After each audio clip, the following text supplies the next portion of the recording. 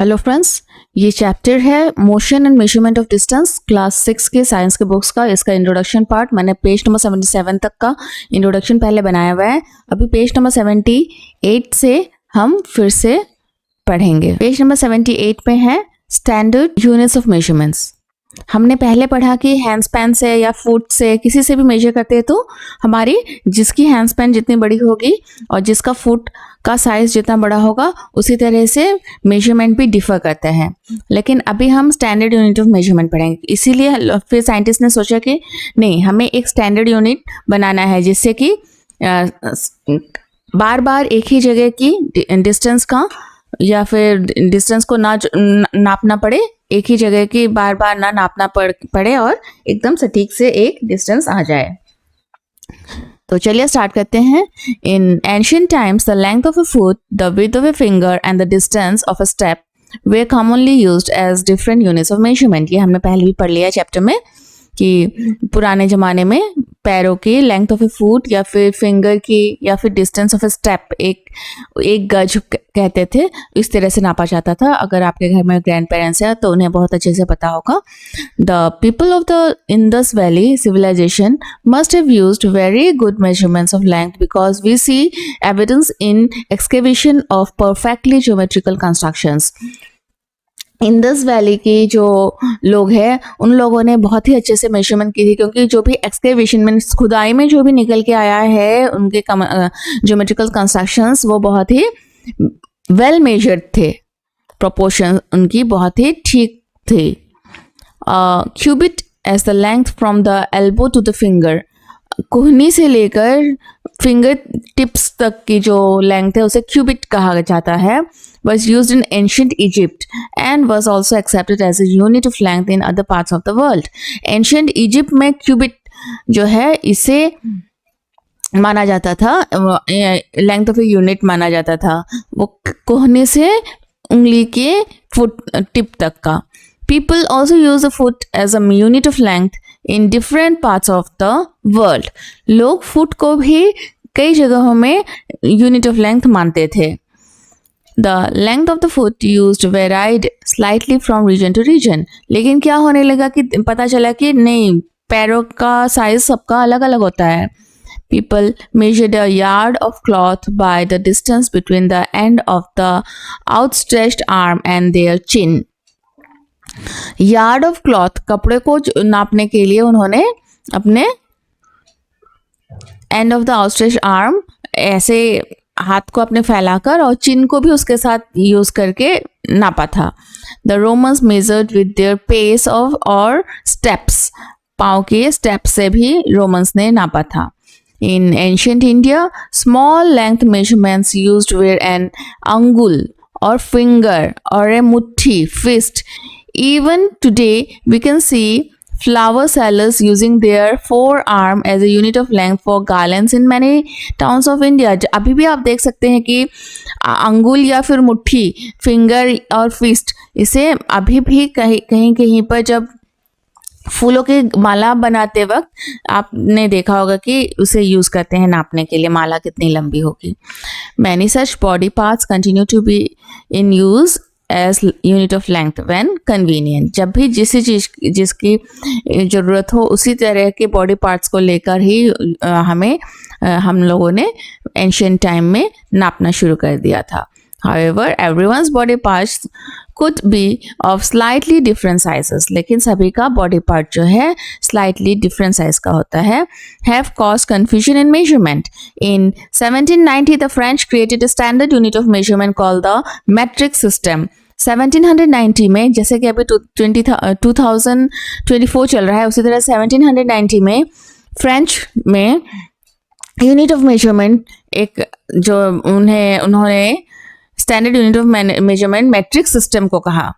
For the sake of uniformity means सब जगह बराबर होनी चाहिए लेंथ। Scientist all over the world have accepted a set of standard unit of measurement. इसके लिए साइंटिस्ट ने एक स्टैंडर्ड यूनिट ऑफ मेजरमेंट को एक्सेप्ट किया था। The system of units now used is known as the international system of unit. उसे ऐसा unit भी कहते हैं, that means international system of unit. The SI unit of length is a metre. अब जो स्टैंडर्ड यूनिट ऑफ लेंथ है वो है मीटर। आपको ये एग्जाम में आ सकता है कि स्टैंडर्ड यूनिट ऑफ लेंथ क्या है, तो मीटर है। A meter scale is shown in figure 7.6. This is the figure 7.6. This is a meter scale. आपके घर में भी कोई ना कोई मीटर स्केल जरूर होगी। आपकी जो छोटी वाली स्केल होती है उसमें एक साइड में सेंटीमीटर, दूसरे साइड में मीटर होती है। Also shown is the 15 centimetre scale in your geometry box. हाँ, ज्योमेट्री बॉक्स की 15 सेंटीमीटर स्केल में भी मीटर आपको मिल जाएगा। Each meter is divided into 100 equal divisions. एक मीटर कपड़ा आप सोच लीजिए, और each metre 1 metre, 2 metre, 3 metre में 100 इक्वल डिविजन्स होंगे, कॉल सेंटीमीटर। दैट मीन्स जब सेंटीमीटर 100 सेंटीमीटर होगा तो 1 मीटर बनेगा। आपके पास अगर सेंटीमीटर की स्केल है तो आप देखिए जब 100 सेंटीमीटर होगा वो ही 1 मीटर कहलाएगा। और आपने देखा होगा कि ई सेंटीमीटर हैज 10 इक्वल डिविजन्स, और 1 सेंटीमीटर के बीच में 10 डिविजन्स होते हैं। बीच का थोड़ा सा 5 डिवीजन जहां पे आता है थोड़ा सा लंबा होता है, तो इट्स कॉल्ड मिलीमीटर। इसका एक एक डिवीजन को मिलीमीटर कहा जाता है। 1 metre is equal to 100 centimetre. इसे जरूर नोट डाउन कर लीजिए कॉपी में। And 1 centimetre is equal to 10 millimetre. 1 centimetre सोचिए कितना है, तो इसमें 10 मिलीमीटर होंगे। आप काउंट कीजिए अपने स्केल को निकाल के, और 1 मीटर में 100 सेंटीमीटर होगा। For measuring large distances metre is not a convenient unit. लेकिन मीटर से हमें बहुत दूर तक की, बहुत ज़्यादा बड़ा, सोच लीजिए यहाँ से कश्मीर तक की हमें नापनी हो, तो मीटर में नहीं नापा जा सक रहा था।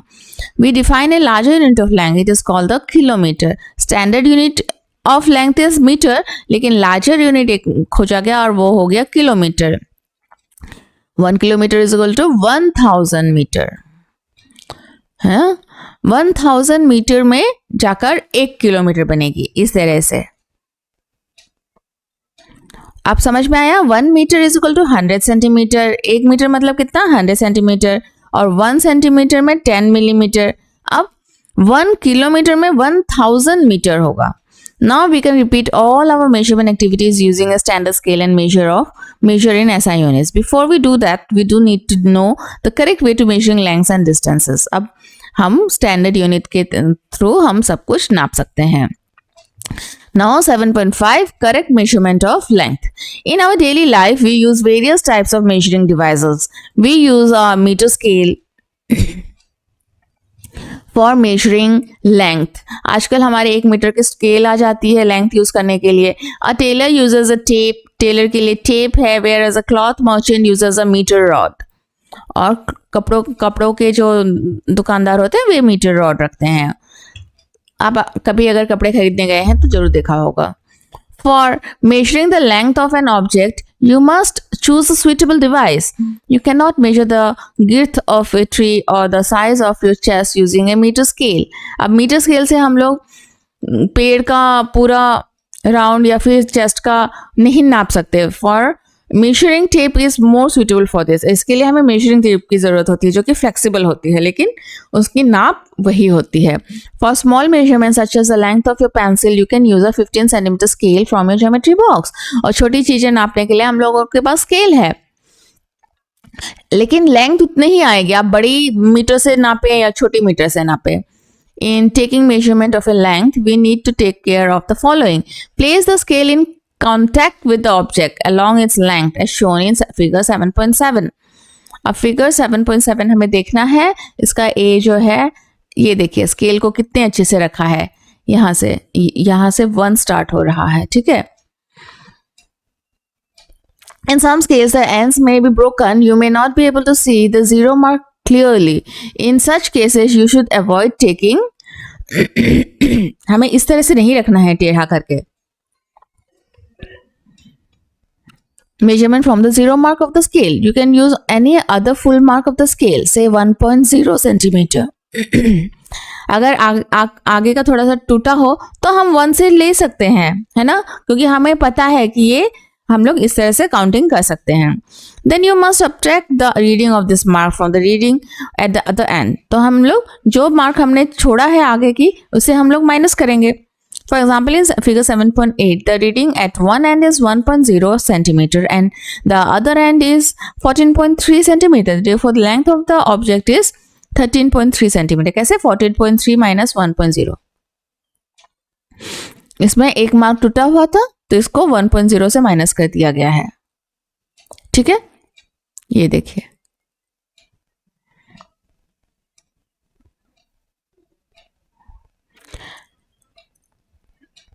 नंबर 1 इज द इनकरेक्ट वे। अगर टूटा हुआ है तो हमें 1 को आगे ले जाना चाहिए था। Number 2 is the correct way. 1 से 14 आया है, लेकिन क्योंकि हमारा आगे का पोर्शन टूटा है तो 1.0 हमने माइनस किया है। Correct position of the I is also important for taking measurement. हमें आंख से भी ठीक दिखती हो, ये भी बहुत ही इंपॉर्टेंट है। Your eye must be exactly in front of the point where the measurement is taken. Lines सारी टेढ़ी आ रही हैं। ये फिगर 7.9 में देखने से आपको पता चलेगा। Position B is the correct position of the eye. Note that from position B the reading is 7.5 centimeter. From position A and C the readings may be different. Position B जो है वो correct है क्योंकि हमें straight दिख रहा है। यहाँ का इस टेबल को हम लोग नाप रहे हैं और यहाँ इसका एंड हो रहा है, तो हमें यहाँ से नहीं देखना है बल्कि यहाँ से ऐसे सीधा देखना है। ठीक है। Now activity 3. Measure the height of your classmate using hand span and then by using a meter scale. पहले आप अपने हाथ से 1 बित्ता 2 बित्ता इस तरह से नापिए, फिर आप मीटर स्केल से नापिए। For this, ask your classmate to stand with his back against wall. Make a mark on the wall exactly above his head. Now measure the distance from the floor to this mark on the wall with your hand span and then with a meter scale. Let all other students measure this length in a similar way. Record all observation in table 7.3. जो भी हमने पढ़ा है वही करने के लिए कहा गया है। किसी एक बच्चे को आप लोग वॉल के सहारे खड़े कर दीजिए और उसमें पेंसिल का मार्क लगाइए वो उसकी लंबाई को, और हैंड स्पैन से एक एक करके सभी लोग नापिए और सबका नाप इस तरह से एक टेबल बना के लिखिए। हु मेजर द हाइट, नाम लिखना है। हाइट इन हैंड स्पैन है, उसका हैंड स्पैन में कितना हाइट आया है। हाइट इन सेंटीमीटर, स्केल से नाप के कितना आया है। स्केल से नाप के सबकी सेम आएगी, लेकिन हैंड स्पैन में सबका अलग अलग आ सकता है। Study carefully results obtained by the different students. The results in column 2 may be different from each other as the length of the hand span may be different from different student. At the result in column 3 where the measurements are done using a standard scale, और column 3 में आपको मैंने जो बताया है कि scale से नापा हुआ लिखना है। The results may be close to each other now, but are they exactly equal? If not, why do you think there is a difference? अगर एक जैसा नहीं आया है तो क्यों नहीं आया? After all, everybody is using the same scale and not different hand spans. This could be due to small errors in taking observation. In higher classes, we will learn about the importance of the knowing and handling such errors in measurement. अब higher classes में जब जाएंगे तभी हम लोग इसके बारे में पढ़ेंगे कि एरर क्यों आ जाती है और एरर को ठीक कैसा करना है। Measuring the length of a curved line. We cannot measure the length of a curved line directly by using a meter scale. We can use a thread to measure the length of a curved line. हम क्या करते हैं, अगर curved line हमें measure करना हो तो हमें एक धागा लेकर उसको इसी तरह से अगर नाप कर फिर इस धागे को स्केल्स पर नाप सकते हैं। Activity 4. Use a thread to measure the length of the curved line AB. ये रहा। Put a knot on the thread near one of its end. Place this knot on the point A. A में लगा दिया। Now place a small portion of the thread along that line, keeping it taut using your fingers and thumb. Hold the thread at this end point with one hand. Using the other hand, stretch a little more portion of the thread along the curved line. Go on repeating this process till the other end B of the curved line is reached. इस तरह से हमें सीधा कर करके इस धागे के साथ इसको नापना है। Mark on the thread where it touches the end B. Thread में हमें जब बी एंड तक पहुंच जाएगी तो उसे एक मार्क करना है. Now stretch the thread along a metre scale. Measure the length between the knot in the beginning and the final mark on the thread. फिर हमें उस थ्रेड के जो भी बिगिनिंग का और एंडिंग का हमने मार्क लगाया उसे नापना है. This gives the length of the curve line A B. तभी हम कर्व लाइन की लेंथ निकाल सकते हैं. We see that we need a lot of care to ensure that we are measuring distance and lengths correctly, and we need some standard units and devices with which we measure these distance and can convey our results to others. तो correctly नापना बहुत ही जरूरी था. Moving things around us. अब हम अपने आसपास के कुछ चीजों के बारे में एक एक्टिविटी पढ़ेंगे. Think of some objects you have been seen recently. List them in table 7.4. These may include a school bag, a mosquito, a table, people sitting on chair, or people moving about. कुछ भी हो सकता है जो भी आपने देखा हो. The list may also have a butterfly, a dog, a cow, your hands, a small baby, a fish in water, a house, a factory, a piece of stone, a horse, a ball, a bat, a moving train, a swing machine, a wall clock, or the hands of a clock. Make your list as large as you can. Which of these are moving? Which are at rest? अब आप देखिए कि कौन सा move कर रहा था सामान और कौन सा रेस्ट में था, रुका हुआ था. Objects at rest and in motion. इस तरह से एक टेबल बनाना है. आप अपने जहां बैठे हुए हैं वहीं से देखिए कौन कौन सा रेस्ट में है, कौन कौन चल रहा है. हाउस रेस्ट में है, टेबल रेस्ट, क्लॉक रेस्ट में है. फ्लाइंग बर्ड वो उड़ता है. Second hand of the clock वो भी घूम रहा होगा. ठीक है. How did you decide whether an object is in motion or at rest? आपने कैसे डिसाइड किया इसको? हमने तो देख के ही पता लगा लिया. You might have noticed that the bird is not at the same place after some time. आपने देखा होगा कि बर्ड तो वहां है नहीं, दूसरी जगह पहुंच गया. While the table is at the same place. लेकिन टेबल दिन भर एक ही जगह में. On this basis, you may have decided whether an object is at rest or in motion. Let us look at the motion of an ant closely. अब एक चींटी का मोशन हमें क्लोजली देखने के लिए कहा गया है. इसी एक्टिविटी में मिलेगा. Select a place where you find ants. जहाँ चींटी मिलती है वहां का जगह एक सिलेक्ट कीजिए. Spread a large sheet of white paper on the ground and keep a little sugar on it. उसमें एक ब्राउन पेपर डाल के उसमें थोड़ा सा चीनी डाल दीजिए. Ants are likely to be attracted to the sugar and you will find many ants crawling on the sheet of paper soon. क्योंकि चीनी को उसे एंड्स अट्रैक्ट करेगी तो बहुत सारे एंड्स आपके पेपर में आ जाएंगे. For any one ant, try and make a small mark with a pencil near its position when it has just crawled onto the sheet of a paper. इसमें से एक एंड का आप पेपर में चढ़ते ही एक निशान बनाइए. Keep marking its position after a few seconds as it moves along the sheet of paper. और keep marking इस तरह से यहाँ मार्क किया, then वो यहाँ फिर यहाँ से टर्न हो गया, तो ऐसे मार्किंग कीजिए. After some time shake the paper free of the sugar and the ants. और बाद में इसे झाड़ के एंड्स को और चीनी को आप नीचे फेंक दीजिए. Connect the different points you have marked with arrows to show the direction in which the ant was. अब जिस तरह से एंड जा रहा था इसमें एरो बनाइए. Each point you have marked shows where the ant moved to in intervals of a few seconds. Motion seems to be some kind of a change in the position of an object with time, isn't it? जब हम गाड़ी से घर से निकलते हैं तो इसी तरह का मोशन हमारा भी रहता है. In activity 5, where did you place objects like a clock, a swing machine or an electric fan in your grouping of objects? वैसे तो क्लॉक रुका हुआ था लेकिन उसके जो सेकंड के, मिनट के, आवर्स के काटा है वही चल रहा था. लेकिन आपने कौन से कॉलम में रखा है, रेस्ट वाले में या चलने वाले में? Are this object moving from one place to another? No. Do you notice movement in any other parts? Yes.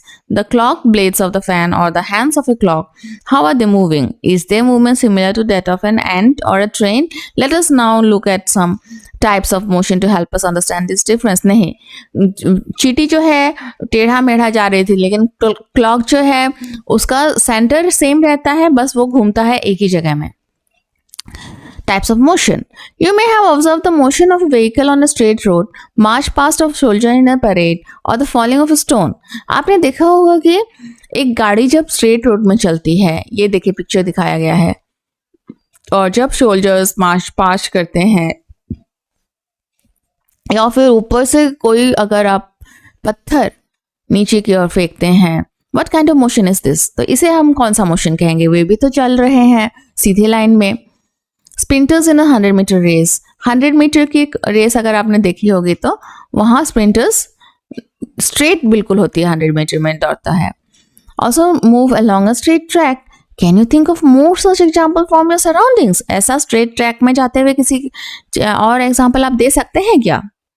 तो in all these examples we see that the objects move along a straight line. This type of motion is called rectilinear motion. जब ये सभी example में हमने देखा कि जो object है वो स्ट्रेट लाइन में जा रहा था। एक जो होती है कि बॉल हम लोग ऐसे डालते हैं नीचे और यहाँ कुछ बॉटल्स रखी होती है, तो वो भी रेक्टिलिनियर हो गया, ठीक है, स्ट्रेट लाइन में जा रही है ना।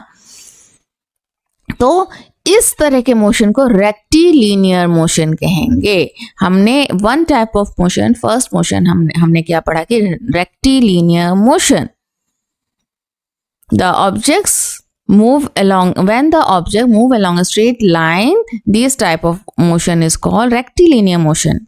Next, take a stone, tie a thread to it and whirl it with your hand. एक पत्थर, उसमें एक थ्रेड लगा के इतना सा और इसे घुमाइए, ठीक है। Observe the motion of the stone. We see that the stone moves along a particular path, circular path. तो हम लोग घुमाएंगे तो मोशन कैसा होगा? सर्कुलर होगा, इस तरह से गोल गोल घूमेगा। In this motion, the distance of the stone from your hand remains the same, क्योंकि हमने जो थ्रेड ली है वो सेम रहेगा, तो डिस्टेंस सेम रहेगा। This type of motion is called circular motion. इसे सर्कुलर मोशन कहेंगे। First motion was the rectilinear motion, second motion was the circular motion. When the distance of the stone from our hand remains the same and it moves in a circular motion is called circular motion. So some more examples are there. जहाँ पे centre में जो सामान है वो खड़ा है लेकिन साइड में सेम डिस्टेंस में ऐसे घूम रहा है, तो उसे सर्कुलर मोशन कहेंगे। The motion of a point marked on the blade of an electric fan or the hands of a clock are example of circular motion.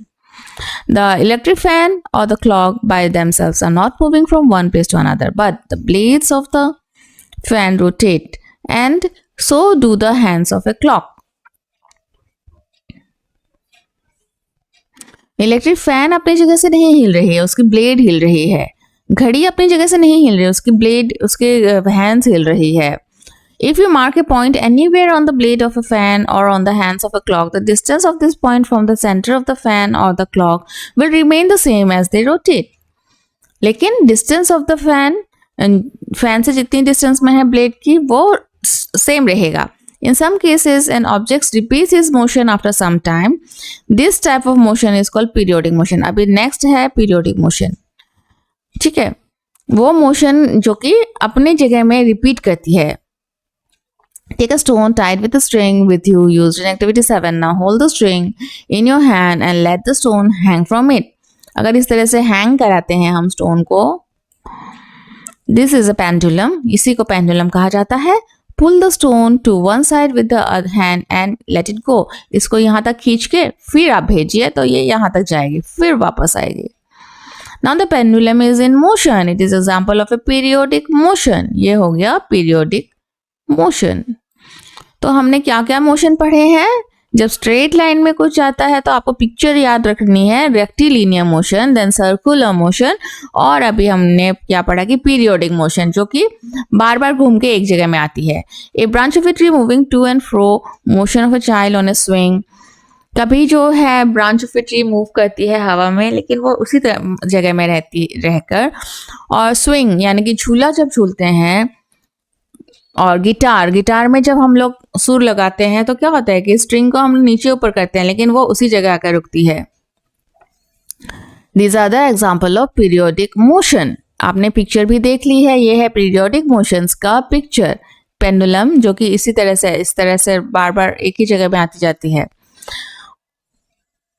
Where an object or a part of it repeats its motion after a fixed interval of time is called periodic motion. Did you observe a swing machine? Swing machine means mummy अगर कपड़े सिलती है तो आपने जरूर देखा होगा। As a part of activity 5, you must have observed that it remains at the same location while any point on its wheel moves with a circular motion. It also has a needle that moves up and down. Swing machine में एक wheel होता है, वो circular motion में घूमता है, और needle होती है, नीडल जो है वो अप डाउन करती है, तो वो रोटेट, लेकिन जब तक व्हील रोटेट करता है, this needle is undergoing periodic motion, तो व्हील जो है वो पीरियोडिक मोशन में चलती है। Have you observed closely the motion of a ball along the ground? अगर हम लोग नीचे किसी बॉल को इस तरह से छोड़े तो here the ball is rolling on the ground, the rotating as well as moving forward along the ground. Thus the ball undergoes this rectilinear motion. तब बॉल जो है rectilinear motion में जा रही होती है, as well as rotational motion. उसमें rotational motion भी रहता है क्योंकि वो खुद से भी घूमता है और आगे भी बढ़ता है. Can you think of other examples where objects undergo a combination of different types of motion?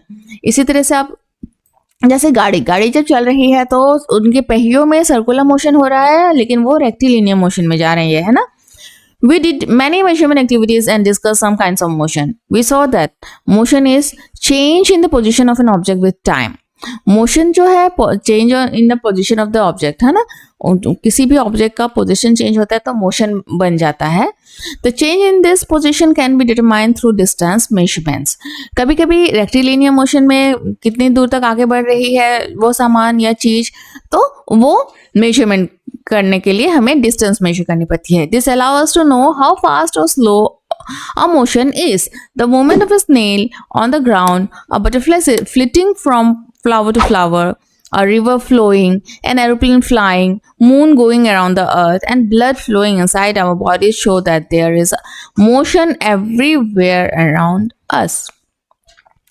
Butterfly जो एक फूल से दूसरे फूल पर घूमती रहती है, पानी जो नदी का बहता रहता है, एरोप्लेन जो उड़ रहा होता है, मून जो कि अर्थ के चारों ओर घूमता है, और सब ब्लड जो कि हमारे बॉडी में चलती है वो सर से लेकर पांव तक घूमती रहती है. तो इन सब चीज़ों में मोशन है.